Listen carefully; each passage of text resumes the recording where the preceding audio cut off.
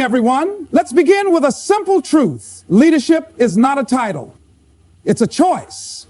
A choice to step forward when others step back. A choice to take responsibility, not just for success, but for failures too. A choice to act with integrity, courage, and clarity, even when no one is watching. The title of today's talk says it plainly. Act as a leader before the world decides you're not one. That's not just advice, it's a warning. Because the world is watching. People are watching. Opportunities are watching. And the truth is, the world does not wait forever. If you don't step up, someone else will. If you don't lead, you will be led. And not always in the direction you want to go. Let me ask you something. Have you ever had a moment where you knew what needed to be done, but you hesitated? Maybe you thought, I'm not ready, or someone else will handle it, or who am I to take the lead? That hesitation, that pause, is what this speech is about. Because in today's world, waiting to be chosen is a risk you can't afford. Waiting to be promoted, waiting to be called upon, waiting for permission. All of it makes you vulnerable to being overlooked, underestimated, and eventually replaced. Leadership has nothing to do with position and everything to do with posture. You can be a leader from any seat in the room as long as your mindset says, I take ownership, I take initiative, I take responsibility. Some people think leadership begins when you're given a team, a title, or an office. No. Leadership begins the moment you decide to lead yourself. Your decisions, your discipline, your attitude, and your impact. And here's something critical. Leadership isn't about being the loudest. It's about being the clearest. Clear in your values, clear in your intentions, clear in your direction. One of the most costly things we do is wait. We wait to be ready. We wait for confidence. We wait until we feel like we've earned the right to speak, contribute, or lead. But what we don't realize is that confidence doesn't come before action. It comes from action. It's not something you have, it's something you build. Every moment you hesitate, the world fills that gap with its own decision. Maybe he's not ready. Maybe she's not committed. Maybe they don't care enough. In the absence of your leadership, the world draws its own conclusion. And let's be clear, we're not just talking about boardrooms or business meetings. Leadership is needed everywhere. In families, in friendships, in classrooms, in communities. The question is not whether you have a leadership role. The question is whether you're willing to take ownership where you are. So what does acting like a leader really mean? It means showing up before you're asked. It means doing more than your share, not to impress, but because you care. It means having hard conversations, setting boundaries, standing up for what's right, even if it's uncomfortable. Real leaders don't wait for praise to work hard.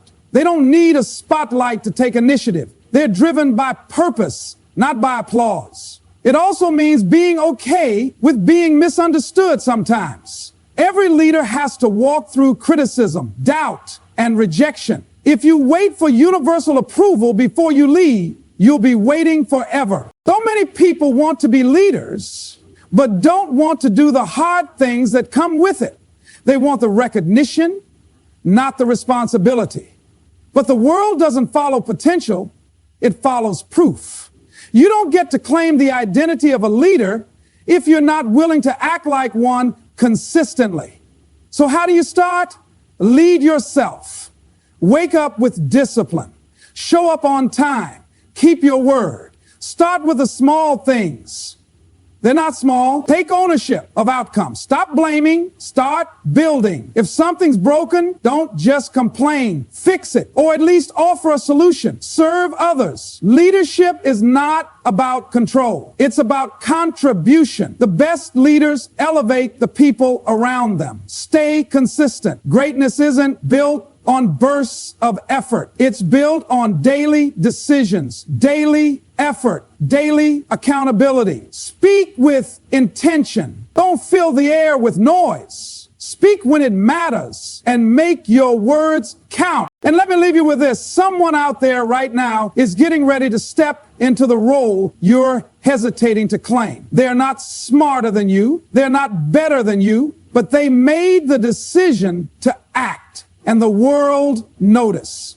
Don't wait to be chosen. Choose yourself. Don't wait for the title. Behave like the person who already has it. Don't wait for the world to approve. Lead in such a way that the world has no choice but to acknowledge it. Because if you don't act as a leader, the world will decide, and it might not decide in your favor. Leadership is taken, not given. This single statement shatters the illusion that leadership is something handed out like a reward, granted by authority or bestowed by permission.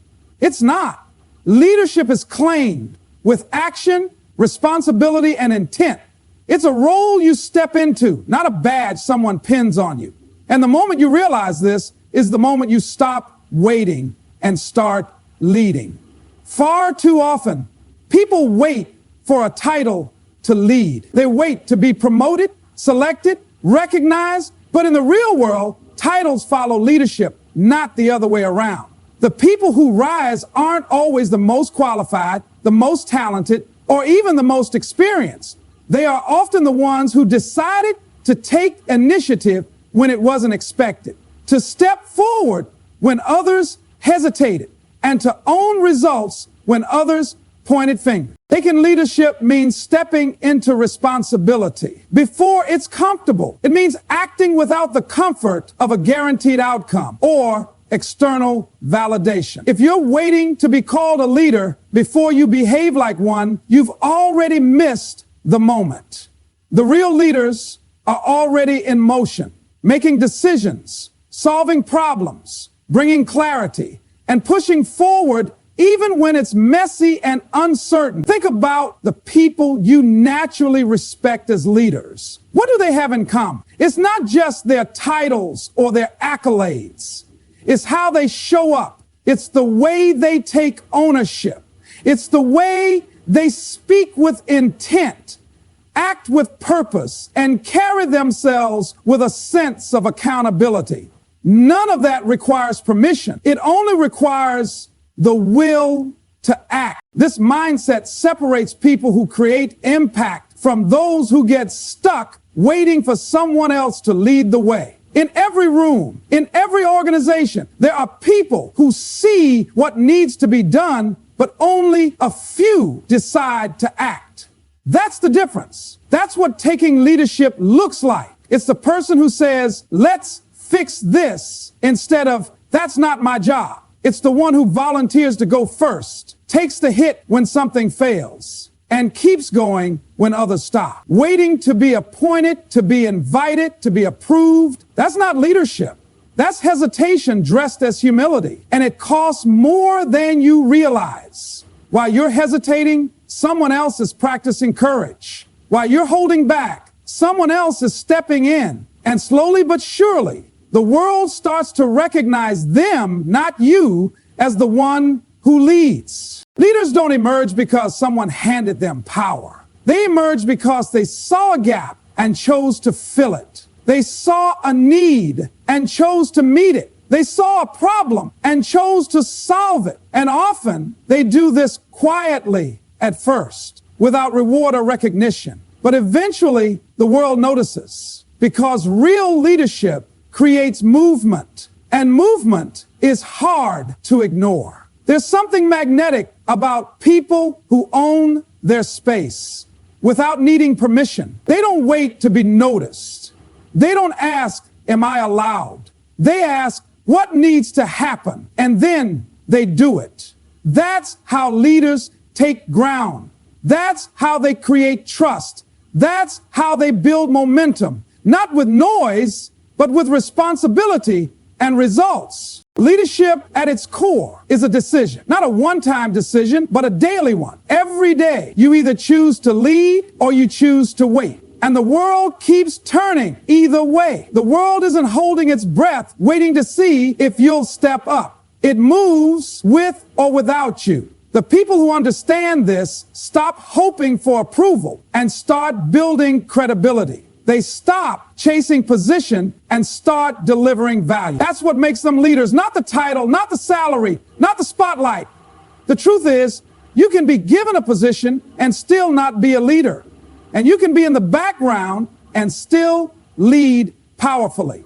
Because leadership isn't something you get, it's something you prove in how you carry yourself, in how you handle pressure, in how you treat people, in what you choose to take responsibility for, even when you could walk away. Leadership is taken, not given. It's claimed through your choices, your standards, your presence. It lives in the way you respond to challenges, how you speak when it's inconvenient, how you hold yourself accountable when it would be easier to blame. Clarity beats charisma. This truth cuts through the noise of what many people mistakenly believe about leadership. In a world obsessed with personality, charm, and flair, we often assume the most magnetic person in the room is the most capable leader. But charisma without clarity is like a ship without a compass. It may look impressive. It may even get people on board, but eventually it drifts. Leadership that lasts, that builds trust, and that delivers results is grounded in clarity, clarity of vision, clarity of thought, and clarity. Charisma can grab attention, but clarity keeps it. People may be initially drawn to someone who's charismatic, who knows how to speak, smile, and energize a room. But over time, if that energy isn't rooted in purpose or direction, it begins to fade. People don't just want to feel good. They want to know where they're going, why it matters, and what their role is in getting there.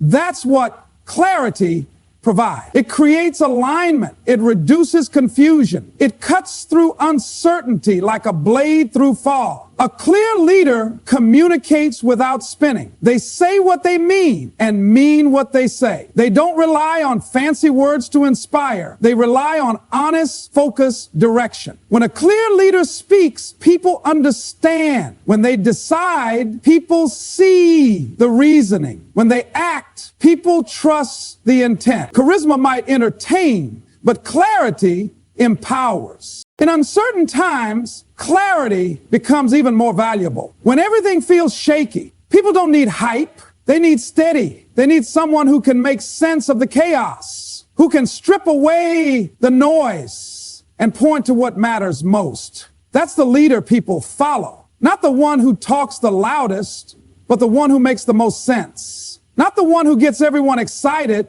but the one who gives them a reason to keep moving forward with confidence. Clarity doesn't mean always having the answer. It means knowing the next step. It means being honest about what you know, what you don't, and what you're doing about it. It means eliminating fluff from your thinking and cutting to the heart of the matter. That's what builds real credibility. Not the performance of leadership, but the precision of it. Many people try to lead by being liked. They lean on charisma, thinking if they can charm people, they can lead them. But popularity is fragile. One mistake, one bad day, one wrong move, and it can evaporate. Clarity, on the other hand, is durable.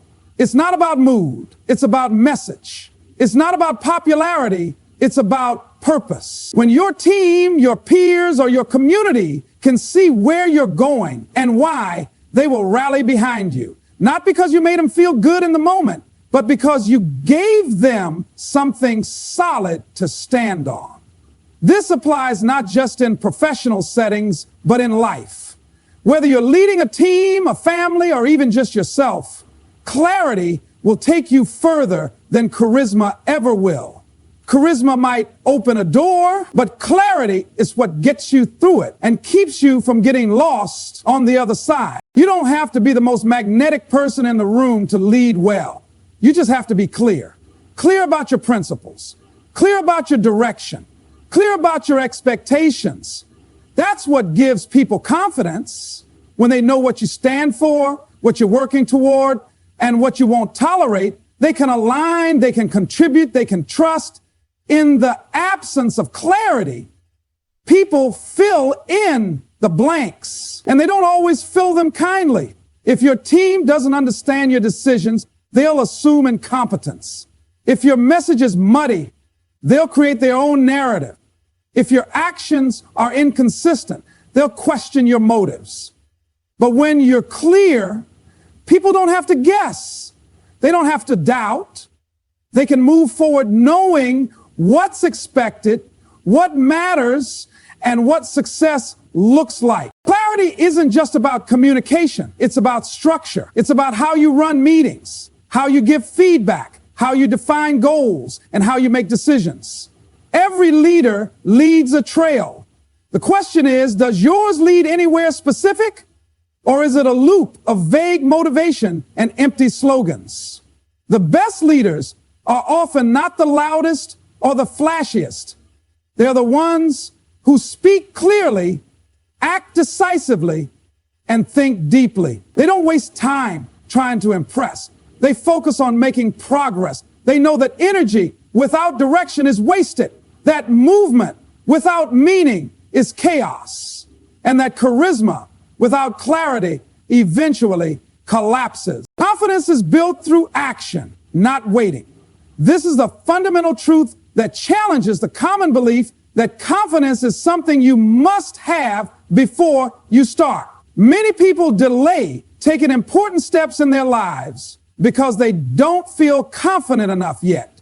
They think they need to wait until they feel ready, until they feel sure, until fear disappears.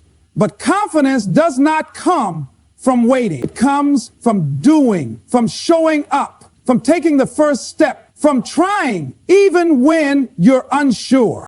But the reality is, confidence is a byproduct of repeated action. It's something you grow, not something you're gifted. You don't get confident before you act. You get confident because you acted. The smallest actions, repeated consistently, begin to build a foundation of belief in yourself. And over time, that belief becomes confidence.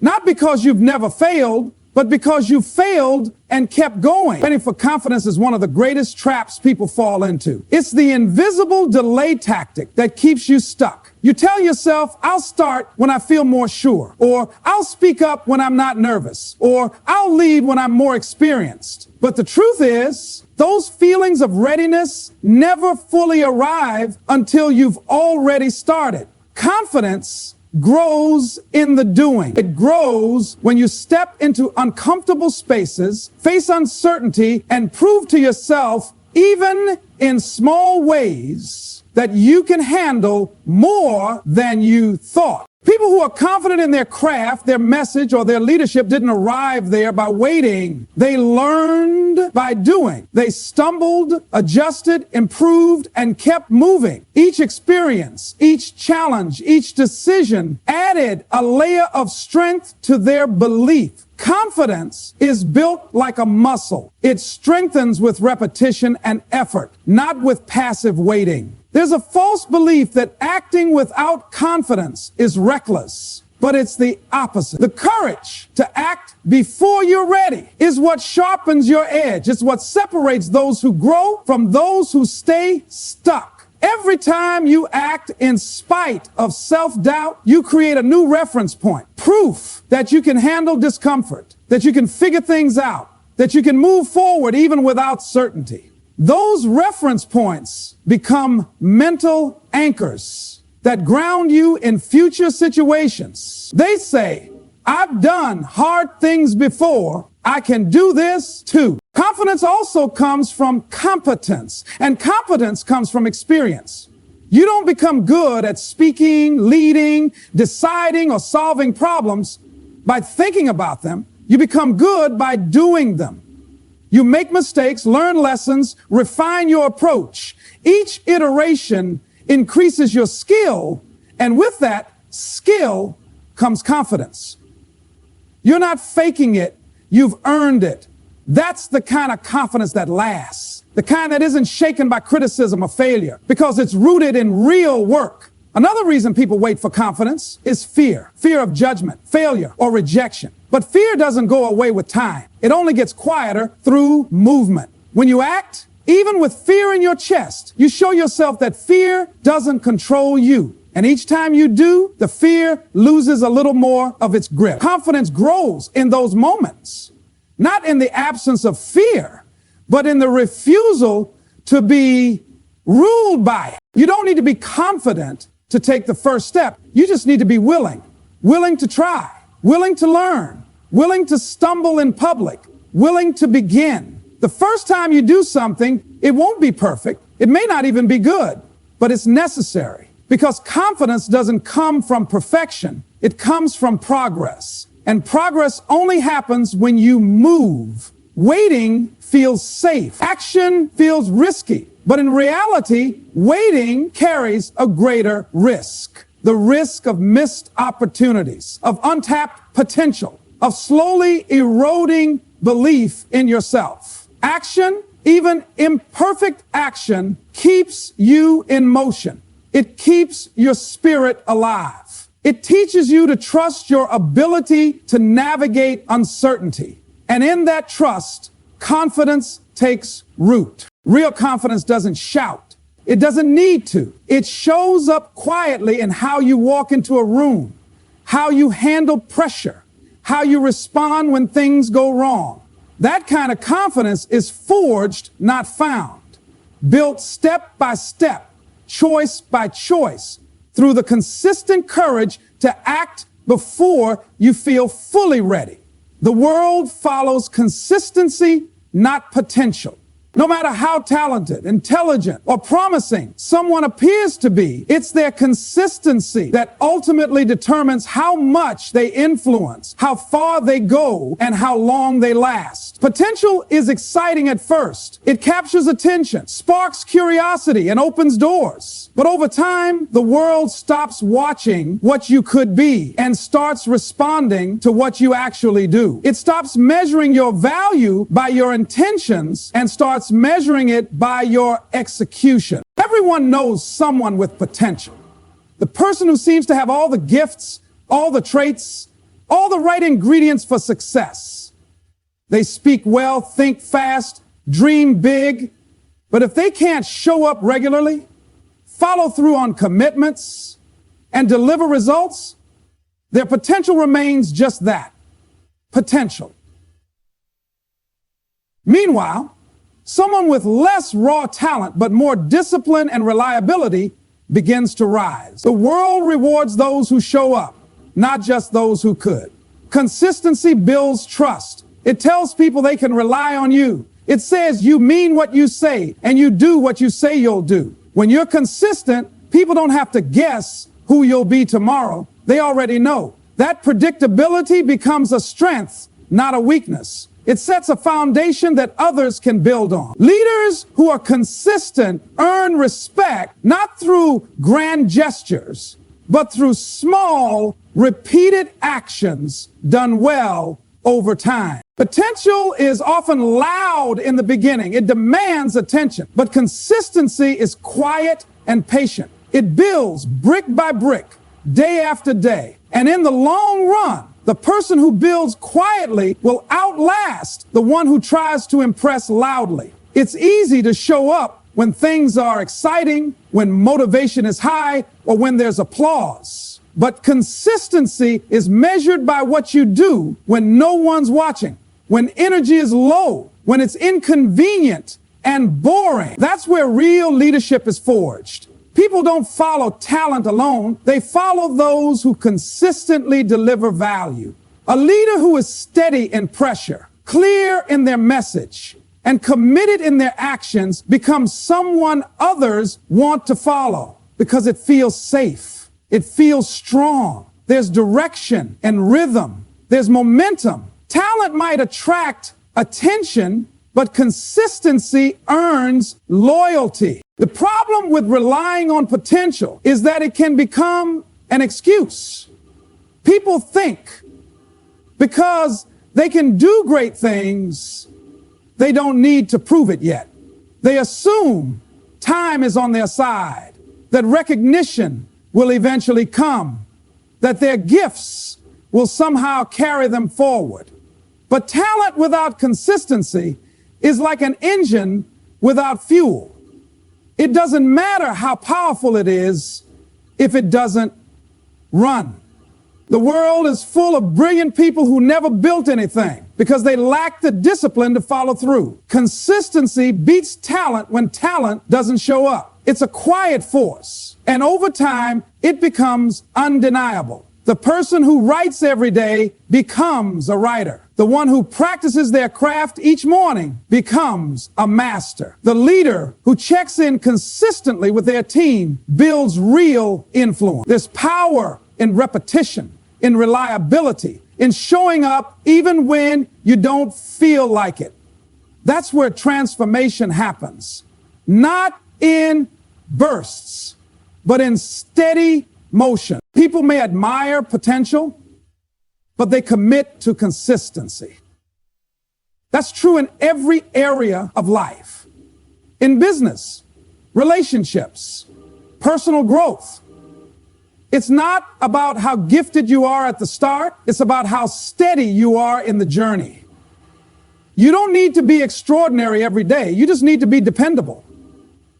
You need to keep moving even if it's slow.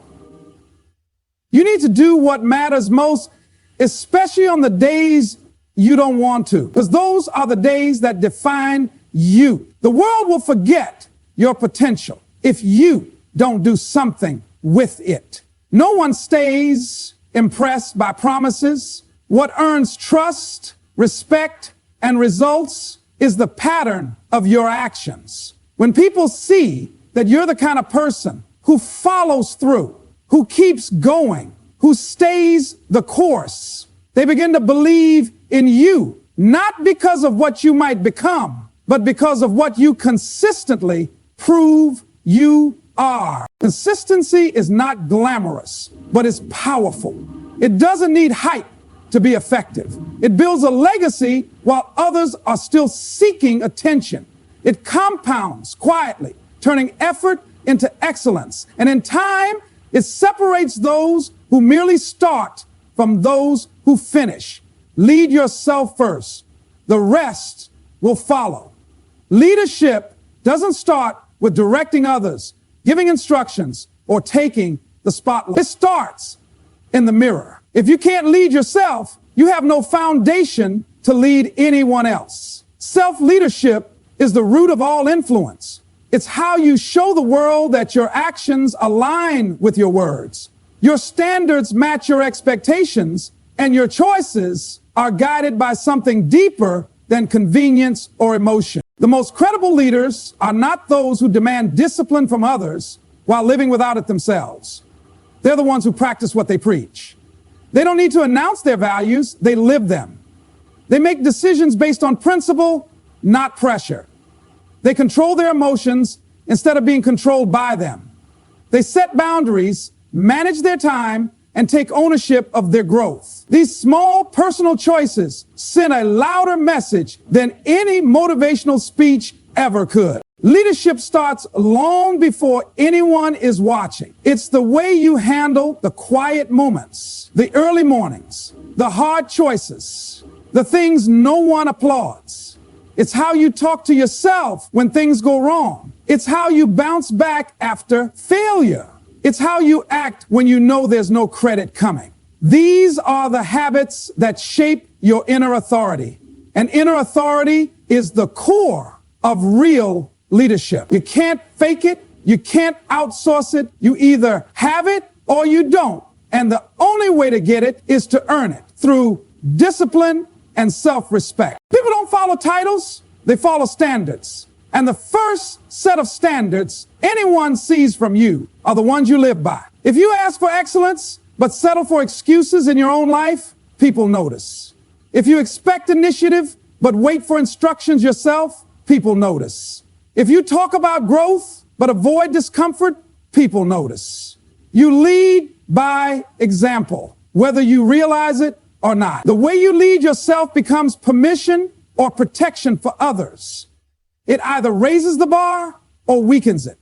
Self-leadership is also how you develop resilience. When you've trained yourself to stay focused in chaos, to keep going when it's hard, and to own your results even when things don't go your way, you become unshakable. That stability is rare, and people naturally gravitate toward it.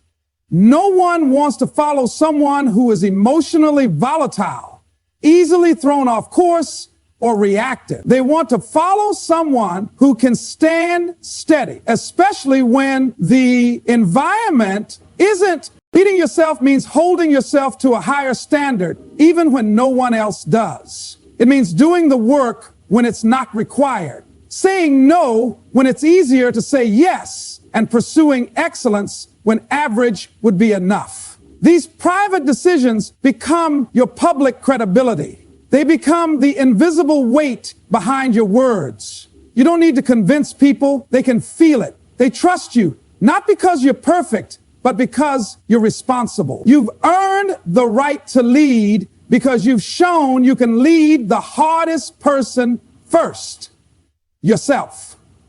The world is full of advice, ambition, and ideas.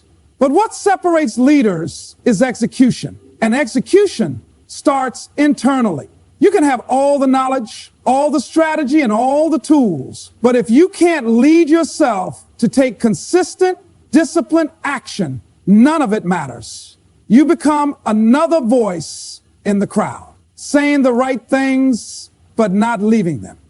People don't need more noise. They need model. They need to see someone living with alignment between belief and behavior. That's what leadership looks like at the core. Self-leadership also builds authenticity. When you've wrestled with your own weaknesses, owned your mistakes, and done the work to grow, you lead from a place of depth, not ego. You don't have to pretend to be perfect or posture for approval. You can lead with humility and strength at the same time. People respond to that. They don't want flawless leaders. They want honest ones who have done the internal work so they can show up with integrity. The path to leadership is not about being ahead of everyone else. It's about being in charge of yourself. You don't wait for circumstances to align, for motivation to strike, or for someone to push you. You move because you've trained yourself to move. You act because you've made a habit of action. You stay steady because you've practiced discipline. You don't lead because of position. You lead because of personal power, earned in the moments where it would have been easier not to.